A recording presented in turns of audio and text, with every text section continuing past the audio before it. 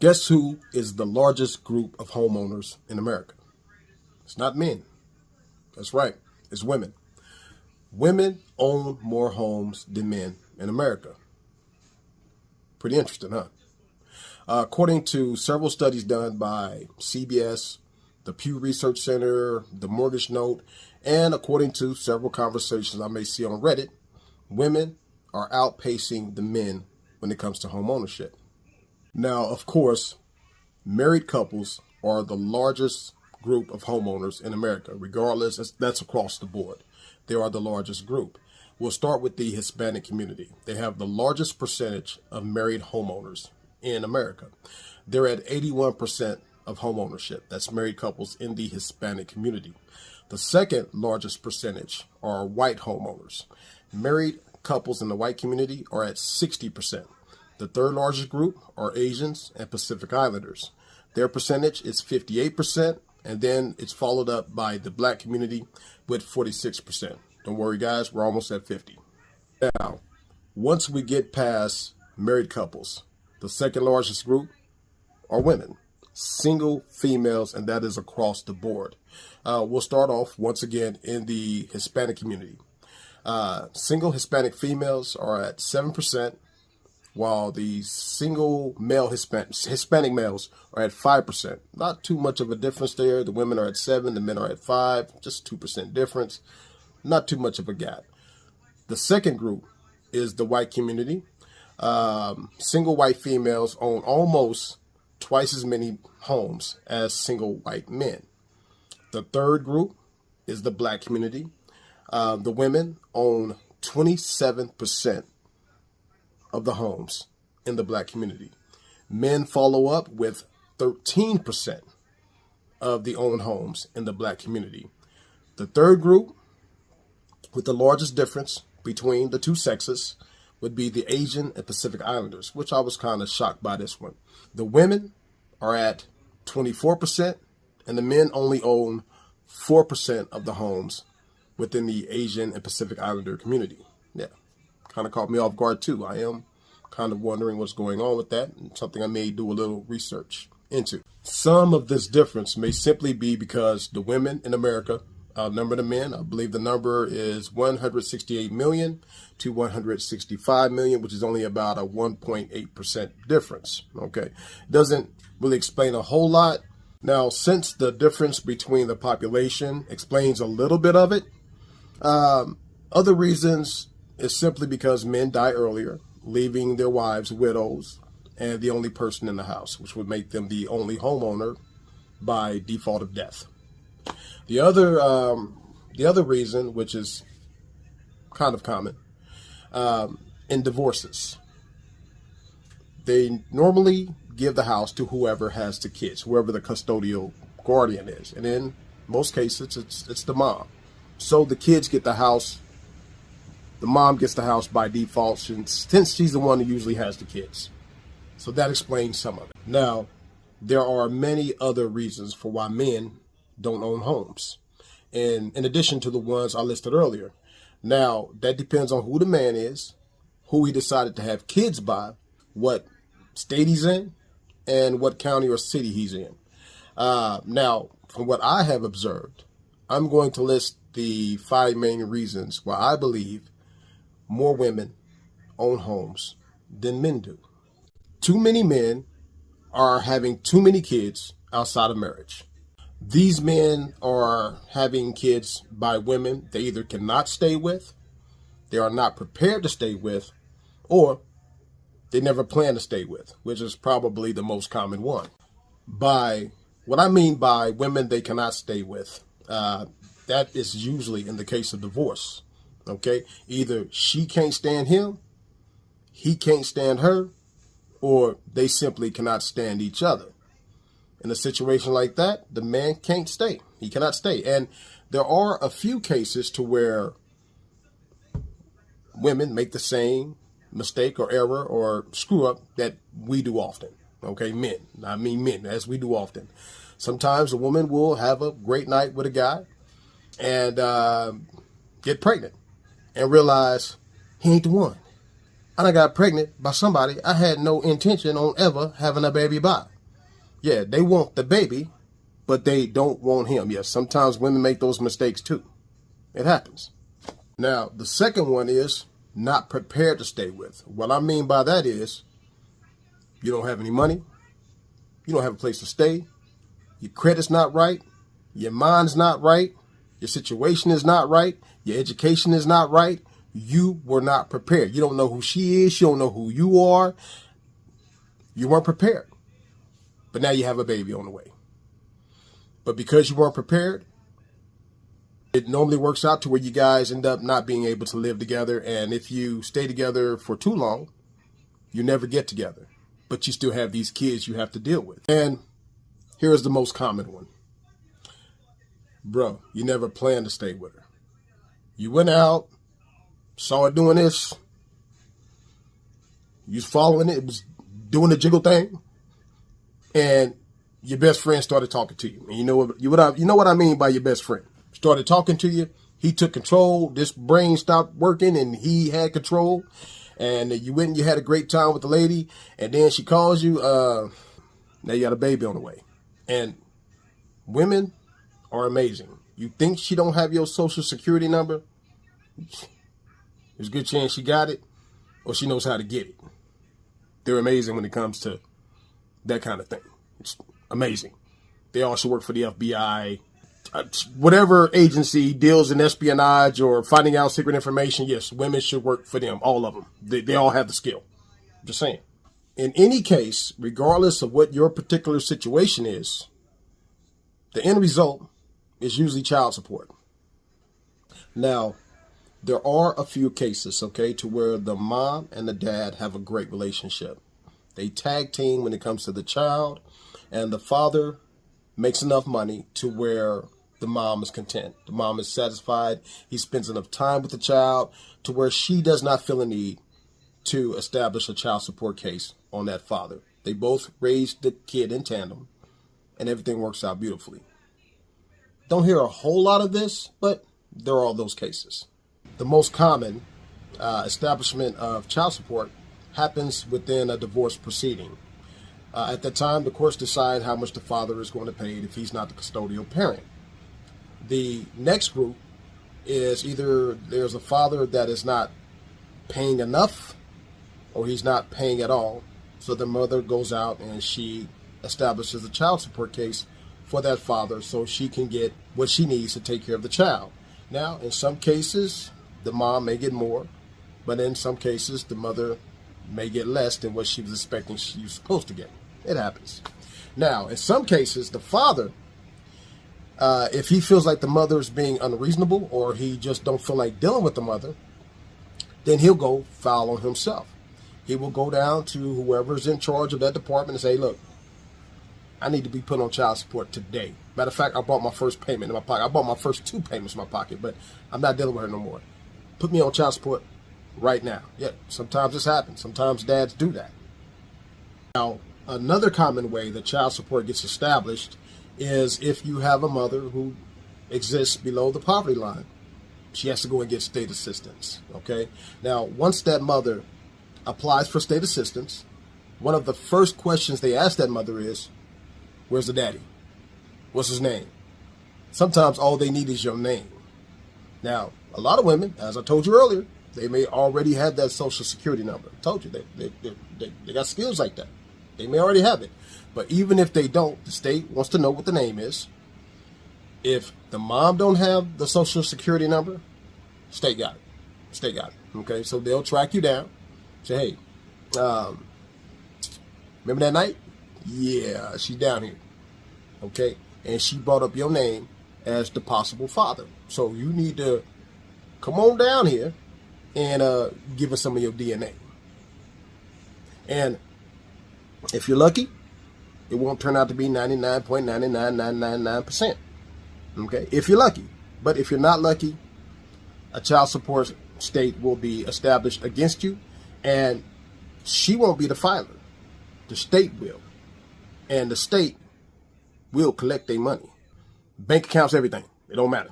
Now, the amount of child support you pay depends on a few things. The most common is how much money do you make? Child support is often based on your income. So the more money you make, the more child support you pay.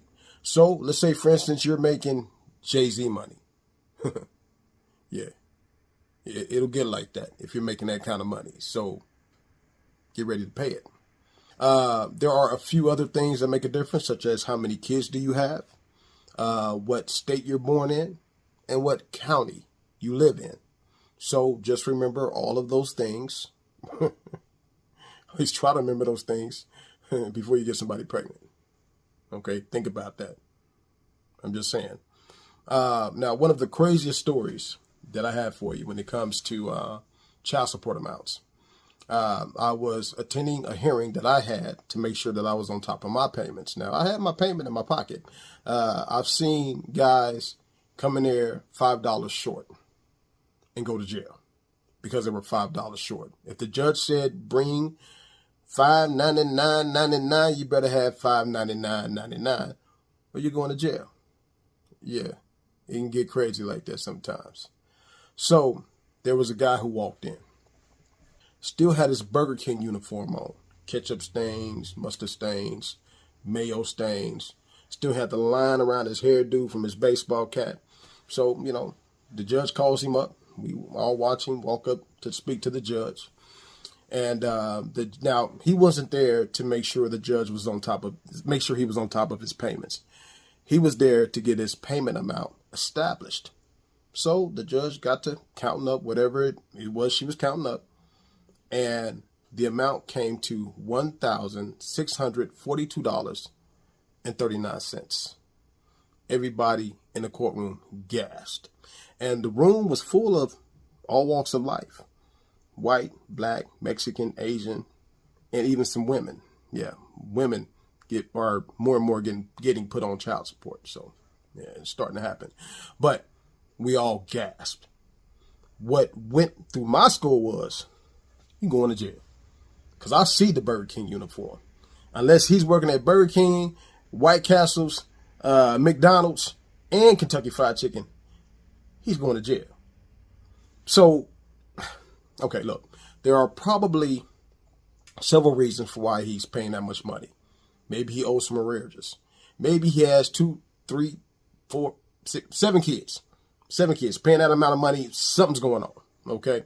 Now, yes, he may have that many kids, but look where the brother's working at. There's no way he can pay $1,642.39 working at a restaurant. It's not going to happen. So, now look, okay.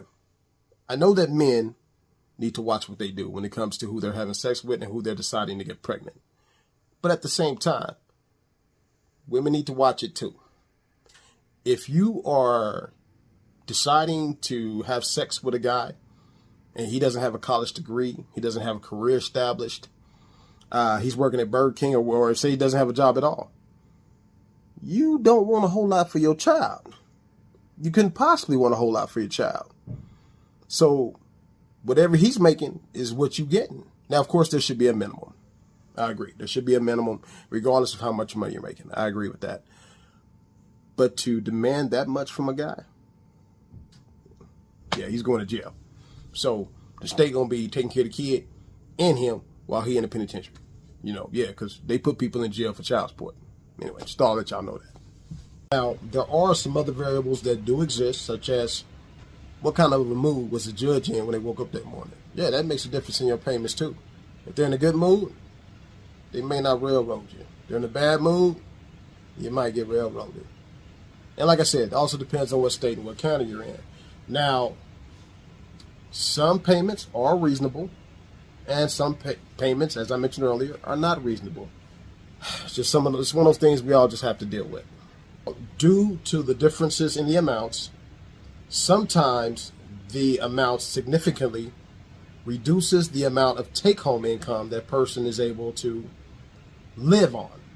Sometimes guys, they go home with less than $100 on the check, and you still have to feed yourself, pay rent, pay for water, bills, transportation costs to get back and forth to work. In some of these cases, it's because of the amount of child support they're taking out their checks and what they do for a living. There's no way you can exist on that. So in some of these cases, men can't afford shelter. A lot of these guys are living at home with mom and dad. It happens a lot, whether you realize it or not. Now, I'm not saying feel sorry for these guys. I'm just saying it happens. To avoid these financial issues, setbacks, whatever you want to call them, these men become self-employed. They get side hustles. They get side jobs. They start businesses in order to attempt to make enough money to pay their bills, live, exist, keep a roof over their head, and then still pay their child support. Some of them are successful at this, some of them are not. Now, one of the issues that is caused when men work for themselves is they have no verifiable income.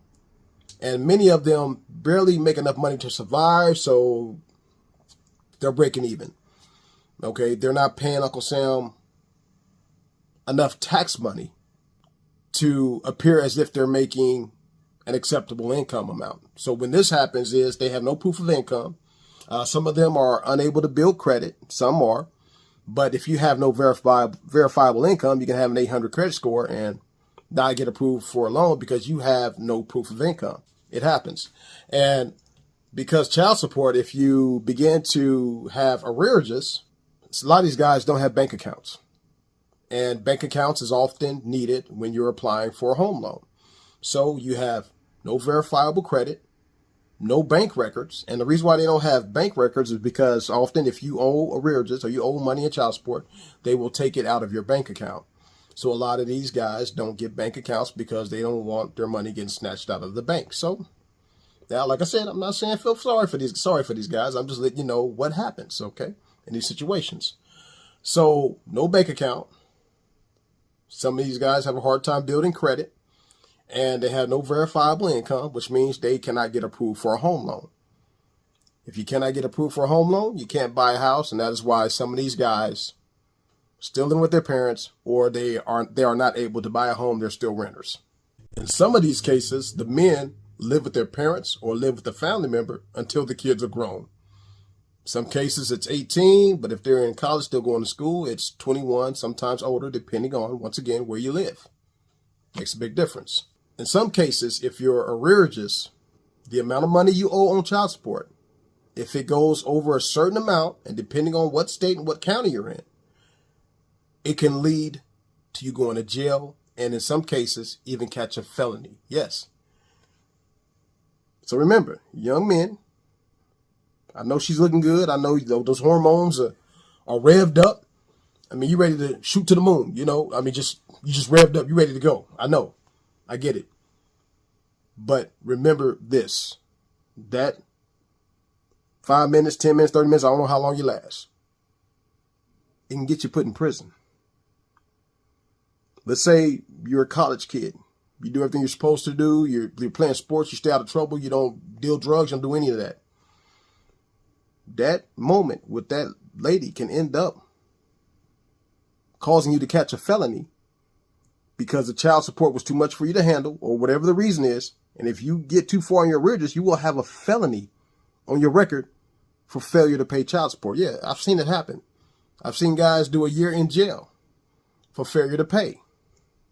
Depending on where you live, what county and what state you're in, it can happen. So think twice before you get too involved in your moment.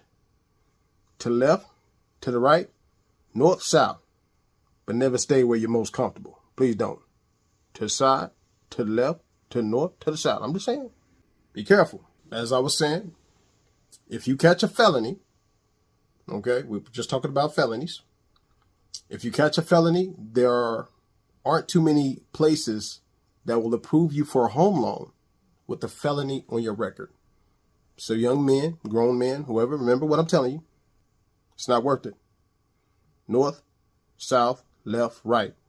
But never stay where you are currently most comfortable. Okay? Now, I'm trying to keep this for the kids. I'm trying to keep it PG, no, G, if possible, because I don't want YouTube giving me any problems. I'm just saying. North, south, left, right. never in the middle. Unfortunately, many men, especially in today's times, don't know or don't understand the benefits of home ownership and how it can create financial security and the ability to invest in self-betterment for yourself and for generations to come. Many, or too many men, apparently don't understand the benefits of home ownership. Of course, there are some men who could care less about establishing wealth, establishing income. They don't want the responsibilities of owning a house. They can just go home, not have to cut grass. They love renting. If something breaks down, they call the landlord, hey, come fix this for me. Hey, I get it. For some men, it's just simply not needed. I get that. Now, for those of us who would like to have more,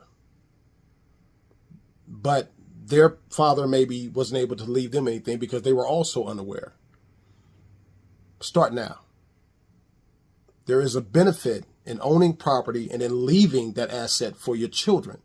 It grows wealth for generations to come. We're given property. They could use this property towards student loans, towards business investment, so on and so forth, and it helped their families to grow wealth. So there are benefits to home ownership. We just have to make sure the young men understand that and they're aware of it. Now, people that are born into wealthy families or middle-class families, they educate their young. They help their young understand or see the benefits of owning property, of owning assets, on how to grow wealth, on how to properly take care of their families. Now, I'm not saying that these families are more responsible than you if you just so happen to be lower than middle class. But what I am saying is those families make sure they educate their children on what it is to be wealthy, what it is to be successful. They show them how to buy homes, what happens beneficially to own property and be able to use that property to pay off student loans, to pay for college, to invest in businesses, and to further grow a family's wealth and their income base. They make sure their children are educated on these things.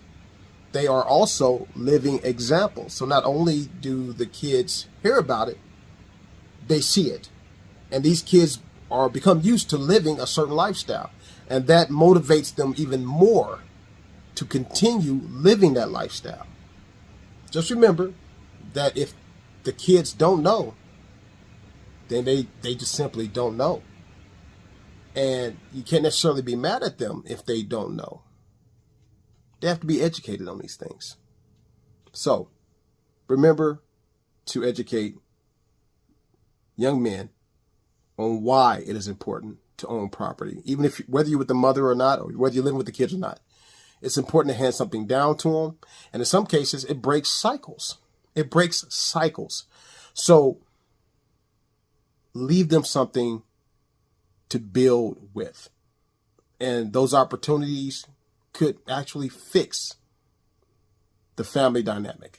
Now, occasionally, there will be someone who was born lower than middle class. They were born poor. Sometimes, occasionally, these individuals make it out. And they're able to make it out in enough time to show their kids something better. As a matter of fact, there's a young lady I know who I respect a whole lot. She was my broker once upon a time. And I watched how she did her best to educate her sons. And one of her sons was flipping houses by the time he was 18. It was impressive, and it just motivated me to work even harder at what I was doing because I wanted to live by her example, to be able to leave something for my kids to build on, to actually show them how to invest and how to better their situation and provide their kids with a life that I didn't have. So, once again, I repeat, even if you don't have it now, there are other ways to show your children or to leave them something so they'll have a better chance at success than what you may have had. And we have to let them know, because too many of our men and young men are unaware of how not owning property or not owning houses is continuing to hurt our communities. Okay. And I'm just not talking about our community. There are other communities that are also suffering from the ignorance. There are more and more people stepping away from the home ownership. Some of it is not because they're deciding to step away. The economy has changed a whole lot, and it's becoming more and more difficult for the middle class, and especially for the lower class, to even get to the point to where they can buy a house. But that's a topic for another time.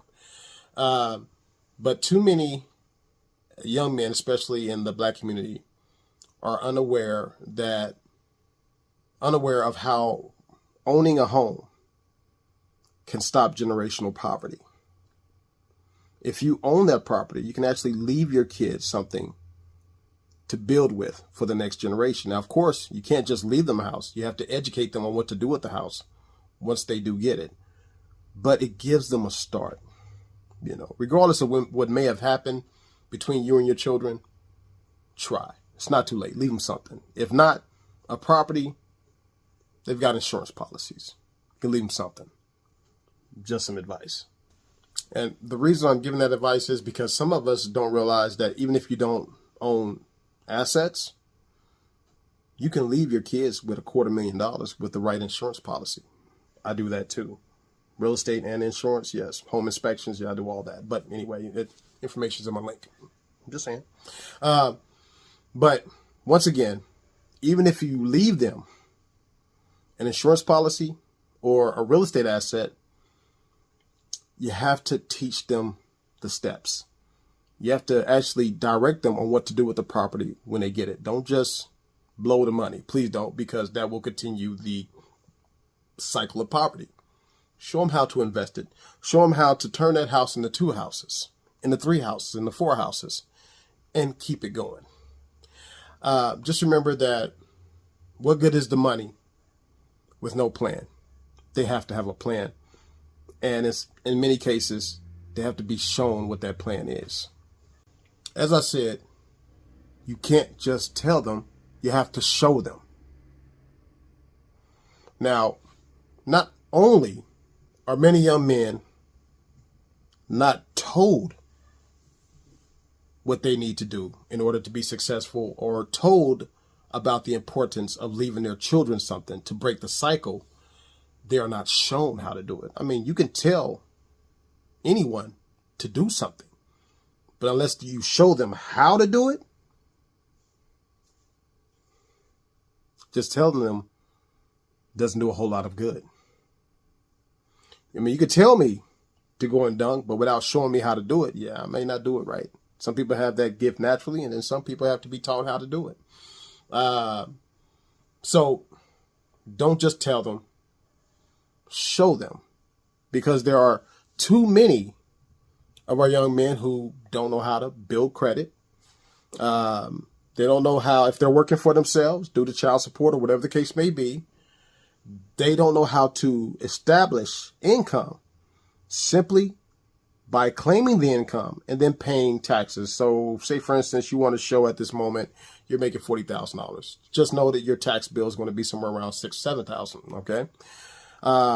They do have a self-employed tax. I believe right now it's 15.9. It may have changed since the last time I looked at it, but it was 15.9 the last time I checked. So you multiply that number times how much money you made for that year, and that will let you know what your tax bill is. You pay that tax bill, you now have proof of income. Many young men also don't know how to establish bank records. You need bank records in order to be approved for a home loan. Or let's say you want to invest in a business. You have to bring in bank records. You have to bring in proof of income. They are also unaware on how to apply for a home loan. They're unaware that homes build equity. They don't even know what equity is. They don't know after so many years of making a payment, now you, because of your property, are worth $30,000, $50,000, $100,000, $200,000, depending on how long you've been making your payments on your property. That money can be used towards investment, towards improving your financial situation. But they have to be shown what that is and how to benefit from it. They need to understand how, as I mentioned earlier, the equity in a home can be used to pay off school loans, start businesses, real estate investments. You can take that money, flip houses with it. And then now instead of one house, you have 2 or 3 houses, and you flip those houses, make money and more money and buy more property. They have to be shown how to do these things. They need to be shown how leaving that property for their children, leaving an inheritance, can improve the next generation. So as I said earlier in a prior conversation, it will stop the cycle of poverty within your family. It may even stop a lot of the dysfunction. Now, if a young man is financially well off, he has a better chance of finding a wife, being married, and raising those kids. The daughter has a dad and a mom. The son has a dad and a mom. And they stand a better chance on raising kids in that same situation, which improves society as a whole. It just does. That gives us more positive examples. And we need as many positive examples as we can get, especially in modern times. We really need it. There are too many negative examples out there. I know coming up in the environment I came up in, not only did we not have good examples, we had all the wrong examples that you could have in some areas in the urban community. We would see the guys with the nice cars, nice clothes, jewelry. All the women is going after these guys because not only were the men shown the wrong examples of what to be, the women were shown the wrong type of examples to look for in a man. You know, so they see these guys selling drugs, and we all know that game leads to death or prison. That's it. But those were our examples. And unfortunately, those examples landed a lot of people in prison.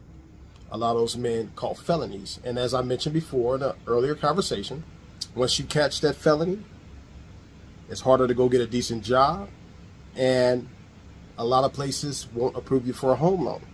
So once again, that creates a situation to where men cannot buy houses at the rate that women buy houses, because young men need to also be able to observe the benefits of proper behavior and investment in the right things. They need to observe the generational and financial benefits, and this will help stop the cycle in many lower income communities. And I'm not just talking about black communities. I'm talking white communities, Asian, you know it, because poor people come in all shapes, sizes, and colors. And these individuals need to be shown how to break those cycles. Breaking those cycles may also make it possible for us to solve a lot of issues in our current economy and within the social plane of what we're dealing with here in America currently. The more education, the more we're able to think and solve some of the issues that we're currently dealing with. So now, once they observe these benefits, you need to sit down with that young man, especially if you're the one leaving them inheritance, or if you're leaving them with an insurance policy. You need to sit down and show them how to set up benefits for their own children, how to provide them with the resources, and then show them how to use the resources to better their financial situation. And you need to show them how to teach their kids to do the same thing over and over and over again to increase the growth for generations to come. That is the only way to change our situation and improve American society on a larger scale. Because as I said earlier, if the younger generations don't know, then they just simply don't know. And it is up to us to show them and to educate them and to make sure they're ready to make America truly great. And we can all participate. No knock to women, but young men need to be raised by men. Put the knife down. Put it down. I'm not saying women don't do a good job at raising our children. Women have done an excellent job, and in a community such as ours, you have done a great job at holding it down. I bow to you. A woman does not know what it is to be a man because you weren't born a man. It's just like I don't know what it is to be a woman. I don't know what it is when you're having that time, around that time. I don't know what that's like. I don't know your hormones. I don't, the things you go through. I'm not even about to begin to try to understand it. The same when it comes to being a man.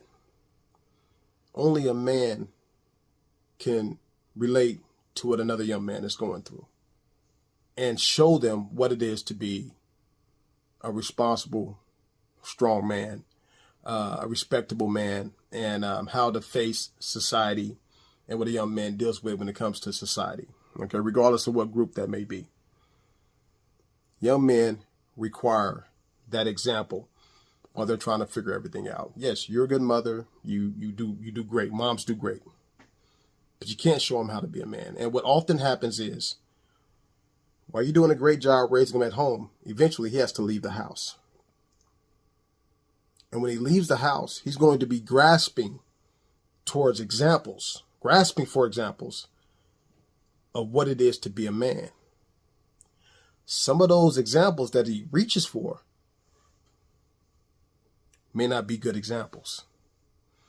So it's better if he has a man in his life that is looking out for his best interest, that truly cares about his best interest. And in most cases, it's going to be the dad. Now, I know that's not always easy to do, so I know. But it is the best option, or an uncle, or a close grandfather, or a close male friend of yours that truly cares about that child. It is required because, as I said before, he's going to reach for an example, and you want to make sure he has the right examples around him. Other than that, he's going to be trying to figure out on his own. He's going to be taking, I know, I grew up that way. You're going to be taking examples from here, taking examples from there. Now, lucky for me, I may not have had the best role models, but I had a lot of sense to take advice from the ones who I saw were making the best decisions in life. And it helped me to get through life and to navigate and not end up in prison. Because I came very close a few times. I'm just saying it happens. But because I had some great men to pull from, it helped me to get out of a situation that has taken a lot of my neighborhood associates, has taken them out. They're dead or in prison. I was able to get through it because of the men I was able to grab something from. Of course, men being raised by men is something that men have to fix. It's something that we have to repair, something we have to put more effort into, whether we stay with that woman or not. Now, I know it's not always easy. It's not always easy to compromise with the mother of your child. Sometimes you have to find a mediator, someone in the middle to help referee you to. And fathers, I understand, but it's never too late. Keep trying. And sometimes the best way to improve your relationship with your son is to improve yourself, improve who you are. Something I'm currently working at improving so I can have a better relationship with my son, and I have a grandson now. So I have to do more. So I'm not saying I don't understand. I do understand. I'm just saying you never give up. Never give up. They need you. Young men who didn't grow up with a direct father in the home have a very difficult time once they become fathers, trying to navigate fatherhood, what I should do, what I shouldn't do, the right type of women to hook up with, not hook up with, let me rephrase that, the right type of woman to even consider beginning a relationship with before you even think about having kids. Those things have to be taught. They have to be shown. That young man has to be made to understand the benefits or the downfalls of not making the right decision when you're out here dating and doing what you do. A lot of these young men have a difficult time being fathers once they become father because they were never shown how. They were never given an example, so they don't understand their actual role. And they also don't know how to break the cycle. So they'll have a kid, and if they're not careful, their son will grow up having kids that they also don't have a relationship with. And this cycle can continue. And not only will it mess up your sons, it will also mess up the daughters too. But right now we're talking about men and why they don't see the importance in owning houses, or why they don't work hard to buy a house, or they make mistakes that prevent them from getting houses. That's what we're talking about. So if that young man is not shown how to break the cycle, they will not make the choices that benefit them when it comes to establishing wealth or owning property. They won't see the benefit of it, so they won't pursue it. They'll just get an apartment and just keep renting and have babies here, have babies there, and child support, and live in existence to where people is looking at them going, if you grew up without a father and you know what that's like, you don't want your child growing up the same way. Break that cycle. Being an African American, this has been a cycle for us since we arrived, to where our fathers were sold off, families separated. It was very common for us to grow up without fathers, to where the mother had to be the strength in the family.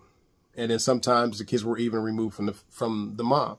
So, of course, after years of that, it will affect the generations after that. Now, I believe we still were getting married, and we still were we still had families after slavery, even though we were, of course, damaged. How can you not be damaged? There's a fact that African Americans still suffer from PTSD. Well, okay, it's probably not the proper word for it, but we still suffer from something similar. And we've handed that down to our children, unfortunately. Now, not only slavery, Jim Crow, to where a lot of men were placed in jail, put in chain gangs. So the children still had to grow up without fathers in the home. The mothers had to take up the slack. The women had to, once again, be the pillars of the families. But this continued a cycle, and it's even with the crack era, the war on drugs, how they were constantly taking black men and putting them in jail, some of them unjustifiably. We now know that. And we have to break it. Yes, the damage has been done, but hear my words. The first thing we have to do as men, don't go out here just having babies by any woman. And remember what I'm telling you. That baby will take money out of your pocket. And I hate to say it that way. I've got to be 100 with you. It will take money out of your pocket. If you're not married to the mom, you're not with the mom, this is every month for the next 18, 21 years of your life.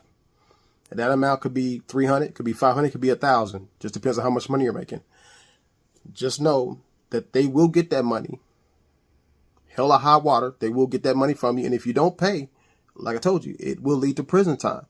It will lead to a felony. So, it's not worth it. Hear me when I tell you this, young men. It's not worth it. North, south. No, I'm not even pointing to the right direction, just somewhere else. Okay? Now, additional to what the African American community had to experience, which I don't have to go back over, but on top of that, we still deal with the influences that other groups also have to deal with. And it's affecting all of us now. It's creating a situation to where the young men in all communities are growing up without fathers in the home. And this is creating a situation to where those fathers, those young men, are becoming fathers that don't see the importance of staying in the homes and making sure those kids have a father and example, and they don't teach their kids on how to break those cycles. Young ladies will have their moms, but the sons won't have their dads. So these young men grow up not knowing how to be men or respectable men, however you want to title it. They didn't have the example, and without the example, they don't know how to be. Sorry, this is just truth, in my opinion. It's fact, And I've witnessed the differences between men who were raised with dads in the home and men who were not. I've witnessed it.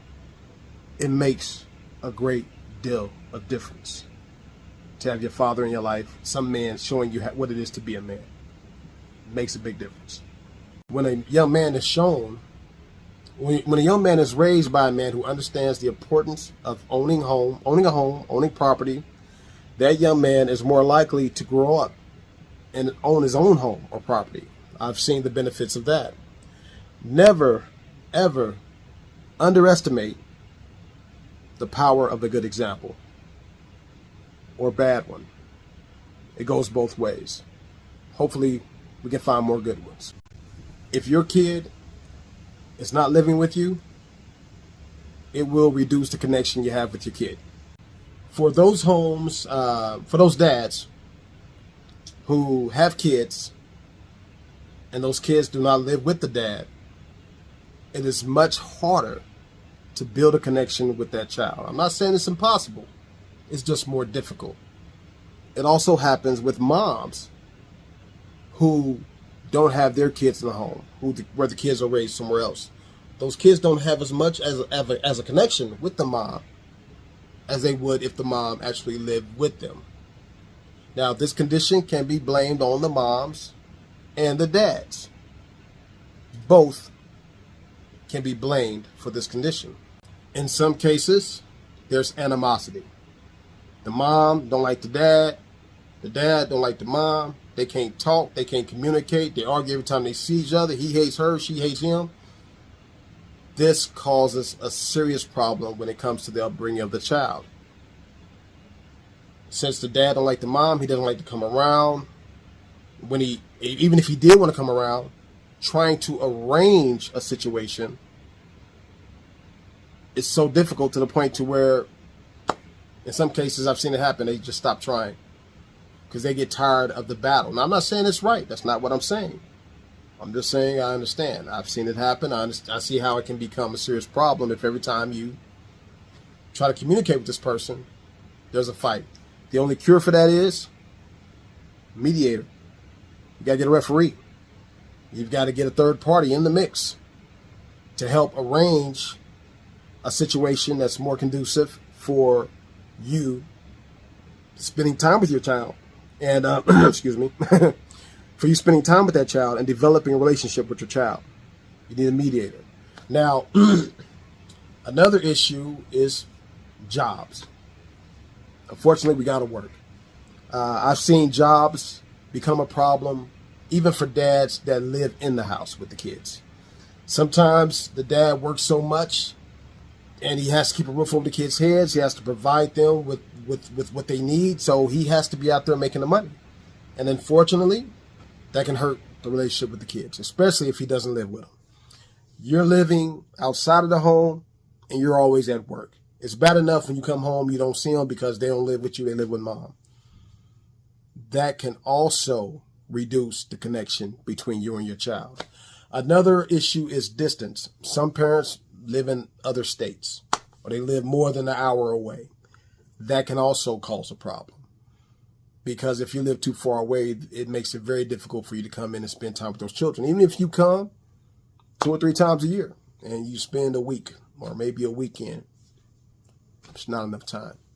Those kids are basically growing up without you and they're not going to have that same connection as if you was a little bit closer. They're not going to have it. And sometimes that can create a problem in the long run. Sometimes the connection is hindered by the new relationship. I've seen situations to where the mom finds a new guy, a new husband, and that husband interferes with the relationship between the kids and the dad. So now the father has to deal with the new husband. And some mothers, I'm just going to be honest, some mothers, they don't help. You know, I understand you love your new guy, but those kids have a dad. And the new father, the new husband, needs to not interfere with the relationship between those kids and that biological father. Now, it's another thing if the dad's just a bum, okay, have at it. But if those kids have a dad that wants to be in those kids' life, mom, come on now. Don't let your new man rob these kids of their biological father. I've seen it happen. I'm just saying it's not a good idea. It's not a good look, but I've seen it happen. When it comes to money, I just have a question for the women. If a man does not have money or a certain amount of money, is he no longer a father? Does a man need to have money to be a dad or participate in that kid's life? Is an admission required to be a father? That's the only question I have for you. Do all fathers have to pay an admission to be dads for their children? Because I know some moms that don't make money. I'm not going to go into that, not in this video anyway. I'm just saying there are some moms who don't make money either, but they're still moms. Just asking a question. Leave a comment below. I'm curious. When these things happen, whether it be lack of money, distance, job, or whatever, it creates less of a connection between the father and those kids. And when there's a lack of connection, it reduces the importance of doing the right thing, such as leaving a legacy or wealth for those children. Because in a lot of those cases, the children don't deal with the father. They could care less for the father. And I'm not saying it's right. I'm not saying it's right. I'm just telling you what happens. That lack of connection reduces the desire or the importance of doing what the father should be doing in the first place. It just does. The motivation is not there.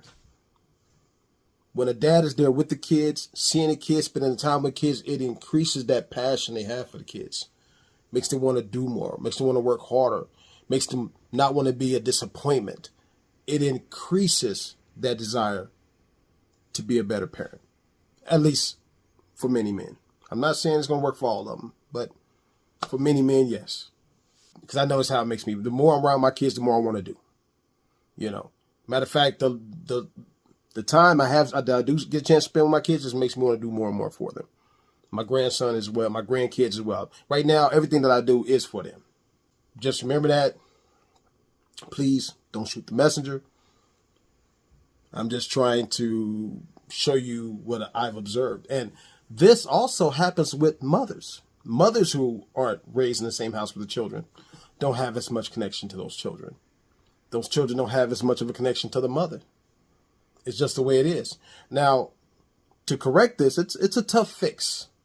As I mentioned earlier, if the mom and dad are not getting along, mediator, get a referee.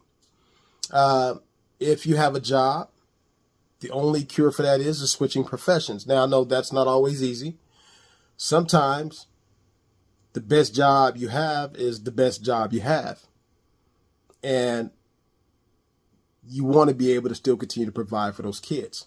And I can't say which is most important. It's kind of a catch-22 situation. But if you can switch professions to give you more time to spend with your kids and connect with them, do so. When it comes to distance, you've got to compromise. I mean, either the dad has to stay in the same state with the mom, or the mom has to stay in the same state with the dad. You've got to compromise. That's the only cure for the distance part. Unless you're back to the job situation. Some people have to leave to work. That happens. It's a rough one. When it comes to new relationships, you have to have an understanding spouse. You have to have a spouse that understand those kids have a dad already. And that he shouldn't be there to take those kids' place. He should be there as a backup dad or a second dad. Nothing wrong with that. Now the kids got two dads. And the dad, the baby daddy, needs to understand that your baby mama now has a new man in their life. And those kids have a second dad in their life. And those kids should not be allowed to run over this man because he's not the biological father. He still needs to be respected in his household. I'm just sorry. Yeah, if you didn't want that, you should have stayed with her or found a way to stay with her. It has to be accepted. As long as that man's not abusing your children, you got to respect that situation. It is the way it is. Now, when it comes to money, I'll say it again. Does that man's lack of money not make him a father? Does he have to have money to be a father? As simple as that. Now, there are some men who hide from the children when they don't have enough money. They feel guilty. They feel bad. They don't want to get chewed out by the kids. They want to get chewed out by the mom. I'm not saying that's an excuse. I'm just saying that's how they feel. But it may help if you let that father know, hey, look, I know right now you're struggling and paying. Now you still owe me my money. Now it's okay, get your money, okay? Because the kids got to be taken care of. Get your money. But let them know, hey, look, I know you're not paying this, you're not paying that, but spend some time with your child. Let them come spend time with the child. And you never know, that might motivate him to do things that he normally wouldn't do any other way. It's an idea, just a suggestion. Now, if the dad's a deadbeat, ain't no cure for that. I'm sorry. Something has to happen in his life to make him want to be a better dad. I don't know how to fix the deadbeat part. Now, one of the things that are helping these situations out is, luckily, the courts are becoming better at creating situations where divorced or single parents can have an equal say and participation in the upbringing of the children. They're coming up with better arrangements. They're not just saying, okay, automatically goes to the mom. They're saying, okay, no, you guys are going to tag team. You guys are both going to participate in the upbringing of this child. So a few days over here, a few days over there, we got to make this work. And I'm glad they're doing that. That way, the mom and the dad have a chance to raise that child and give that child a better experience. Now, I'm not saying it's perfect, but it's better than one or the other parent not being in those kids' lives. With this improvement, or with other improvements, this will create a situation to where fathers can grow a bond and become more connected to the children. And this connection with the children will strengthen their desires to leave assets, to leave wealth, and to buy a house. They'll need that house to give their kids somewhere to sleep, to entertain their children, to spend time with their children, to give their children a backup place to come and stay, and also something to leave their children when he passes away. That's what I think. Okay, if you feel differently about anything that I have to say, hey, I'm willing to talk about it. Leave your comment below, and I'll get back to you on it. In the meanwhile, I love you. Enjoy your week. Talk to you later.